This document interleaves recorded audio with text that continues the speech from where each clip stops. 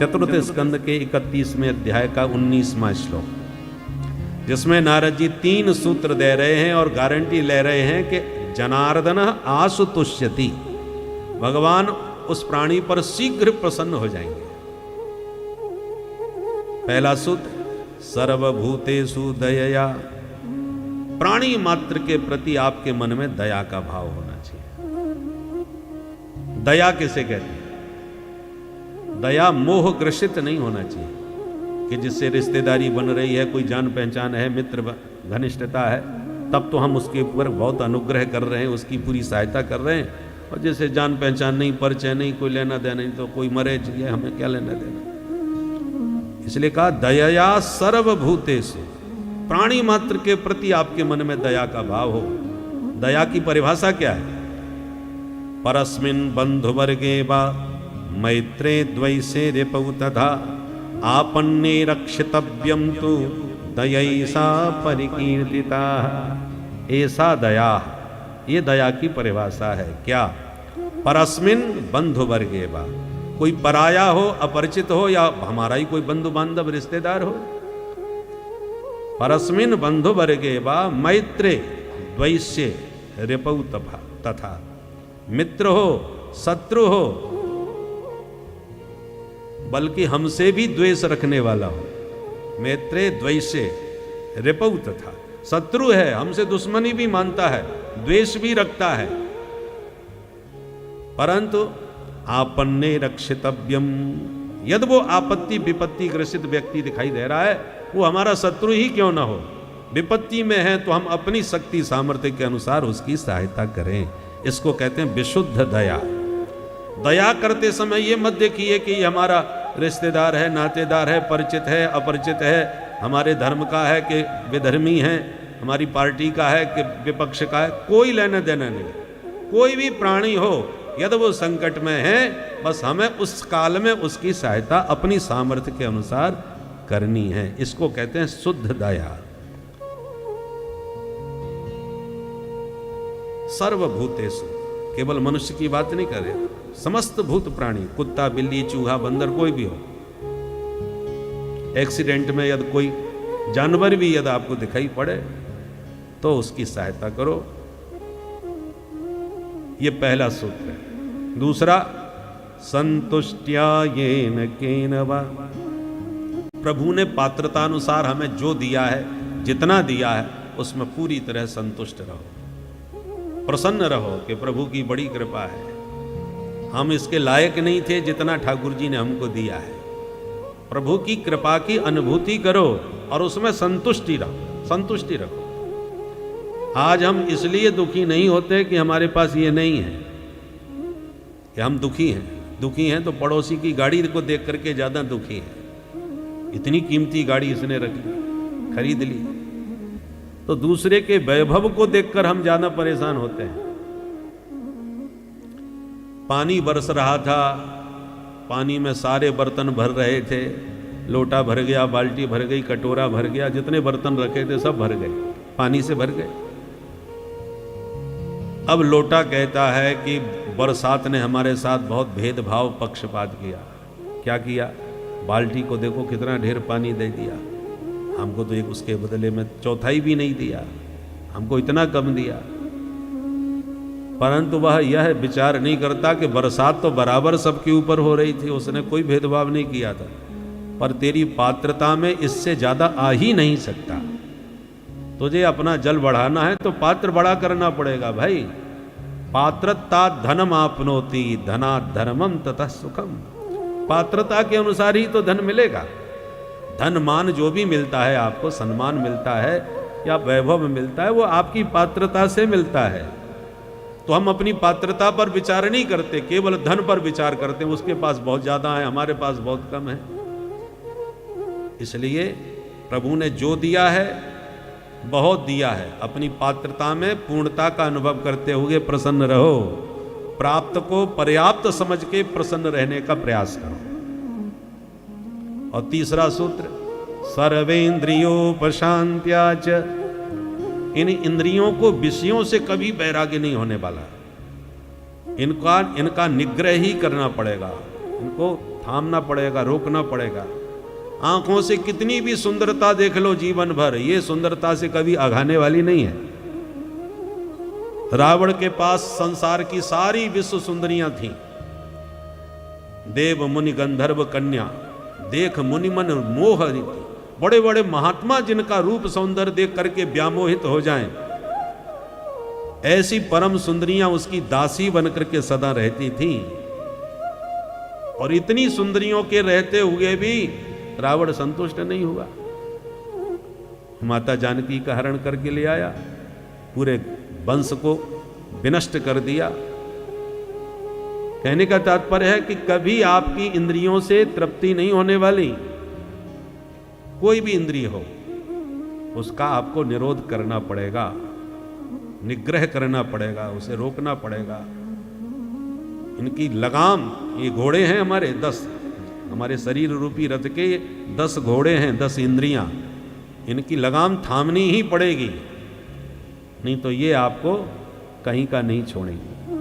बहवा सपत्न इव गेह पतिम लोनंती, ये 2 जगह पर भागवत में ये बात कही गई है कि इंद्रियां जीव को ऐसे लूट रही हैं जैसे कोई अनेक पत्नियों से घिरा हुआ व्यक्ति बर्बाद हो जाता है। जिसकी 5 पत्नियां हों, उस पति की क्या विडंबना होगी। ऐसे ही ये 5 इंद्रियां हैं जिनको हम ज्ञान इंद्रियां कहते हैं। आंख कहती है हमें सुंदर रूप दिखाओ, तो कान कहते हैं मधुर संगीत सुनाओ, जिह्वा कहती है बढ़िया स्वादिष्ट माल खिलाओ, नासिका कहती है बढ़िया खुशबू सूंघाओ, त्वचा कहती है मुझे सुखद कोमल स्पर्श कराओ। तो बहवा सपत्न एव गेह पतिम लोनंती, जैसे अनेक पत्नियों के बीच में फंसा पति, वो कहती है मेरे लिए ये लाओ, वो कहती है मेरे लिए ये चाहिए, खींचातानी में ही उसका जीवन बर्बाद होता है। ऐसे ही यदि आप इंद्रियों का निग्रह नहीं करोगे तो आप भी बर्बाद हो जाओगे। इसलिए सर्वेन्द्रियोपशांत्याच, इंद्रियों के इस वेग को शांत करो। ये 3 बातें जीवन में उतार लो तो जनार्दन आशुतुष्यति, ठाकुर जी आप पर तुरंत प्रसन्न हो जाएंगे। बोल भक्तवत्सल भगवान की। अब सुखदेव जी कहते हैं परीक्षित, ये मैंने तुम्हें उत्तानपाद का वंश सुनाया। अब इनके बड़े भाई प्रियव्रत हैं, ये भी बड़े प्रतापी। प्रियव्रत ने व्रत लिया कि रात क्यों हो जाती है, 12 घंटे अंधकार में यूं ही बर्बाद हो जाते हैं, मेरी दृष्टि से रात्रि होना ही नहीं चाहिए।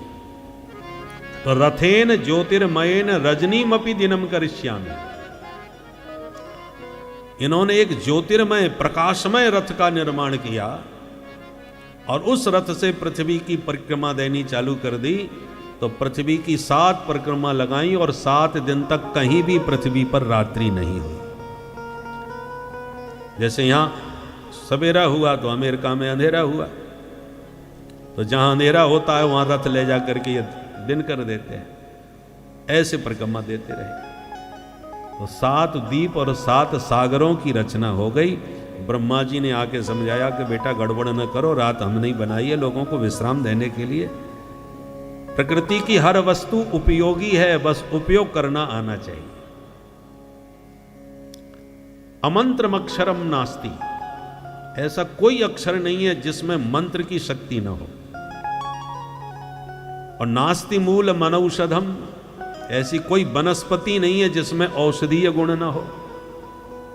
अयोग्य पुरुषो नास्ति, ऐसा कोई व्यक्ति नहीं है जिसमें कोई योग्यता न हो, बस योजकस तत्र दुर्लभ। किन किन अक्षरों से कौन सा मंत्र बनेगा, उसका कोई संयोजक होना चाहिए। किस किस वनस्पति से कौन सी दवा बनेगी, औषधि बनेगी, उसको कोई बनाने वाला चाहिए, संयोजक चाहिए। कौन से व्यक्ति में क्या योग्यता है, उसका कहाँ उपयोग किया जा सकता, कोई उपयोग करने वाला व्यक्ति चाहिए। योजकस तत्र दुर्लभ, बस संयोजक दुर्लभ है। जिन अक्षरों से मिला के मंत्र बनाए, जिन वनस्पतियों से दवा बनाए, जिस व्यक्ति को योग्यता के अनुसार उसका उपयोग करे, ऐसा कोई संयोजक दुर्लभ होता है। उपयोगिता सबकी है, कोई भी वस्तु अनुपयोगी नहीं। व्यर्थ की कुछ नहीं, बस हमारी समझ में ना आवे। जैसे घास फूस होती है पार्क में, हम लोग उखाड़ के ऐसे फेंक देते हैं, हमारे लिए वो घास है, कूड़ा है। पर किसी वैद्य ने आके कहा अरे ये तो बहुत गजब की जड़ी है, इसके द्वारा तो अमुक बीमारी ठीक होती है। तो जो कल तक हमें घास लग रही थी, कूड़ा लग रही थी, अब उसमें हमारी कितनी महत्व बुद्धि हो जाती है, अरे ये तो बहुत बढ़िया दवा है। बोलो राधे राधे। दृष्टि बदल जाती है, और दृष्टि कब बदलती है? जब उसकी योग्यता का पता चलता है, नहीं तो व्यर्थ है। उसी प्रकार प्रकृति की हर वस्तु उपयोगी है, बस आपको उपयोग करना आना चाहिए, उसका महत्व का आपको पता होना चाहिए। सब्जी में बिल्कुल नमक नहीं डाला तो सबने मुंह बिगाड़ा, अरे राम राम, कोई स्वाद ही नहीं था भोजन में। दूसरे दिन विशेष ध्यान रखा तो गलती से 2 बार गिर गया, तो फिर मुंह बिगाड़ा कि अरे बिल्कुल कड़वी करके रख दी सब्जी। तीसरे दिन नमक को बुरा समझ के खीर में डाल दिया, तो 3 दिन भोजन बर्बाद हुआ। अंत में नमक उठा के आपने गंगा जी में फेंक दिया। ये नमक की वजह से भोजन बिगड़ता है। अब नमक खराब है कि आपकी बुद्धि खराब है? दोष नमक को दे रहे हो, उसका उपयोग करना तुम्हें नहीं आ रहा, तो उसमें नमक का क्या दोष? वो तो राम रस है, बड़ा उपयोगी है। वैष्णव लोग नमक को राम रस बोलते हैं। तो ऐसे ब्रह्मा जी ने जब समझाया तो प्रियव्रत को बात समझ में आ गई और अपना आग्रह उन्होंने त्याग दिया। पर पृथ्वी में 7 द्वीप 7 सागर बन गए। जम्बू द्वीप, प्लक्षद्वीप, कुशद्वीप, क्रौंच द्वीप, पुष्कर द्वीप, ऐसे ये 7 द्वीप बने। सबसे पहला जम्बू द्वीप, जिसके राजा बने प्रियव्रत के ज्येष्ठ पुत्र आग्नेन्द्र। आग्नेन्द्र के 9 पुत्र हो गए, तो उन्होंने जम्बू द्वीप के 9 खंड कर दिए। इलाव्रत खंड, केतुमाल खंड, हरिवर्ष खंड, किम पुरुष खंड, भद्रासु खंड, अजनाब खंड, ऐसे जम्बूद्वीप के ये 9 खंड बने। उसमें सबसे पहला अजनाब खंड था, जिसके राजा बने महाराज नाभि। नाभि के पुत्र हो गए भगवान ऋषभदेव। बोले ऋषभ भगवान की। ऋषभदेव जी ने इंद्र की बेटी जयंती से विवाह किया और 100 पुत्रों को जन्म दिया। ऋषभदेव जी के 100 पुत्रों में सबसे बड़े बेटे का नाम था भरत, जो इतना प्रतापी तेजस्वी हुआ कि उसके नाम से अजनाब खंड फिर भारत वर्ष के नाम से जाना गया। आसीत देनेदम वर्षम भारतम इति व्यपदिशन्ति। ऋषभदेव जी के 100 पुत्रों को उन्होंने बुला करके पहले उपदेश दिया कि बच्चों, अब हम तो जा रहे हैं सन्यास लेकर के, घर छोड़ के, परमहंस बन के। और जाने से पहले 2 चाबी दे के जा रहे हैं, एक से नरक का दरवाजा खुलेगा, दूसरे से मोक्ष का। वो चाबियां कौन सी हैं?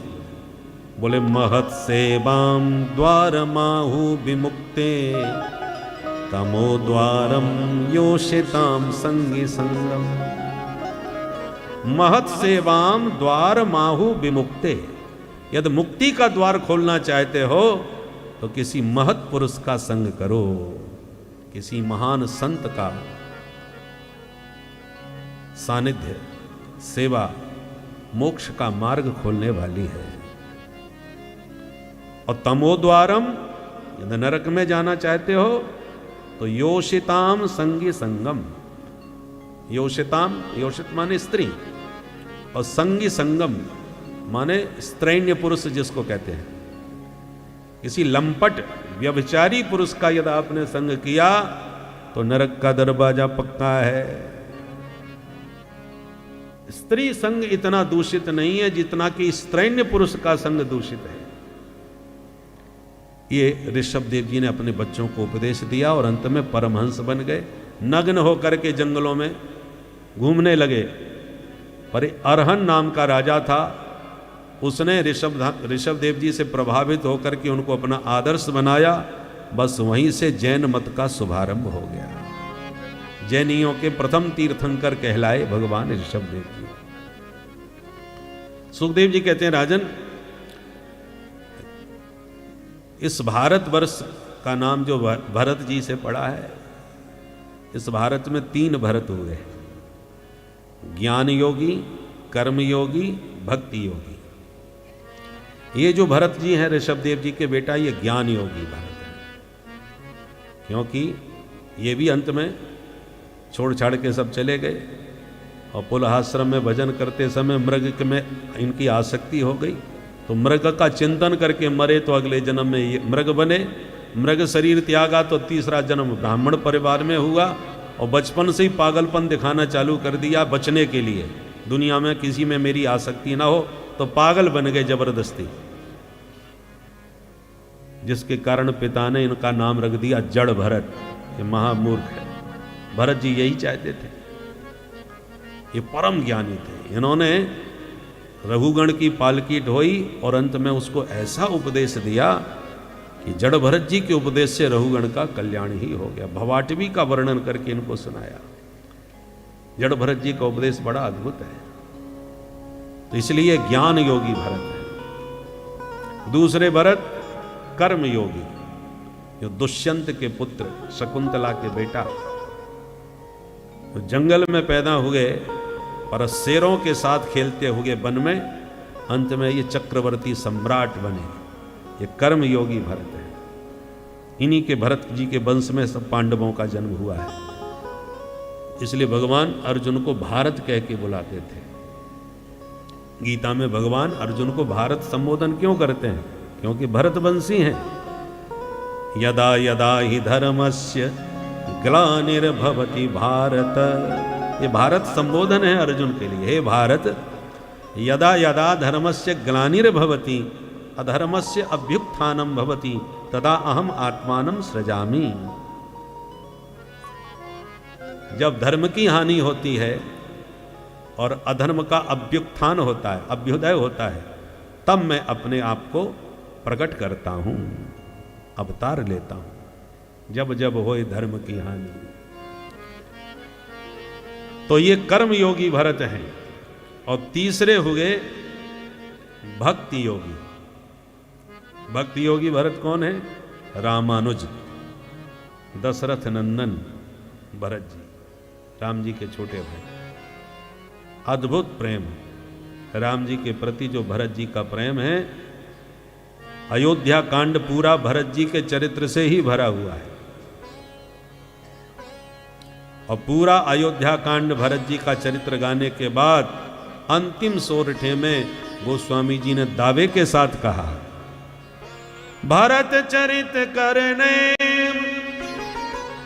तुलसी जे सादर सुनहि, तो सिय राम पद प्रेम अवश्य होय भवरस बिरती। अयोध्या कांड का अंतिम सोरठ। कहते हैं दो काम होंगे भरत जी का चरित्र सुनने वालों के जीवन में। क्या? जो आपके भीतर भवरस भरा है, विषय रस, तो विषय रस तो सब बाहर हो जाएगा तुम्हारे भीतर से, और तुम्हारे भीतर राम प्रेम भर जाएगा। भरत का मतलब है भर देने वाला।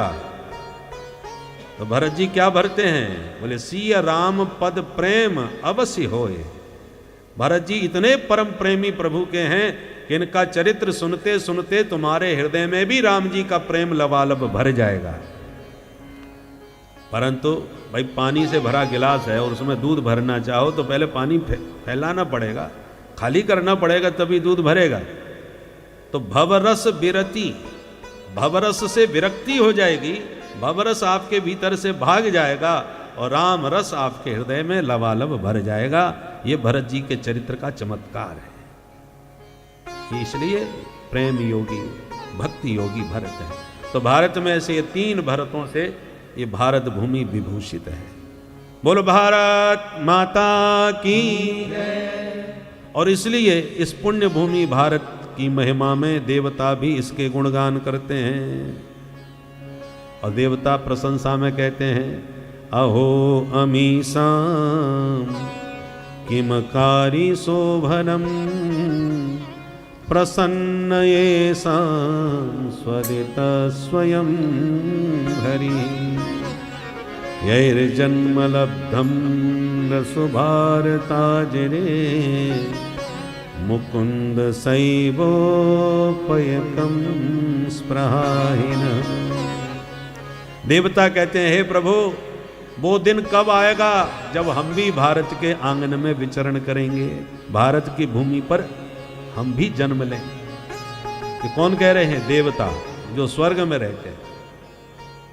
किसी ने कहा भाई तुम इतने ऊंचे स्वर्ग के वासी हो और सुरा सुंदरी का सेवन कर रहे हो, देवताओं का शरीर दिव्य होता है, हमारे शरीर में मलमूत्र आदि दुर्गंध आदि है, परंतु देवताओं का शरीर दुर्गंध मुक्त मलमूत्र से रहित बहुत ही दिव्य होता है। तो इतना सुंदर शरीर, इतना सुंदर सुख सुविधा स्वर्ग की, उसे छोड़ के तुम भारत में आना क्यों चाहते हो भाई? तब देवता कहते हैं जो भारत में है वो हमारे स्वर्ग में नहीं है। क्या चीज नहीं? न यत्र वैकुंठ कथा सुधापगा न साधवो भागवतास्तदाश्रया न यत्र यज्ञे समखा महोत्सवा सुरेश लोकोपि न वै ससेव्यता। देवता कहते हैं हमारे देवलोक में, स्वर्ग में कभी हमें साधु संतों के दर्शन नहीं मिलते। दिव्य तपस्वी तेजस्वी महात्माओं के दर्शन तो केवल पुण्य भूमि भारत में ही संभव है, स्वर्ग में नहीं। न साधवो भागवतास्तदाश्रया। भागवत माने भगवान के भक्त, भगवान के परम भक्त जो हैं महाभागवत, और बड़े बड़े तपस्वी तेजस्वी जो संत ऋषि मुनि हैं, ये केवल पुण्य भूमि भारत में ही दिखाई पड़ते हैं, स्वर्ग में नहीं। और क्या नहीं?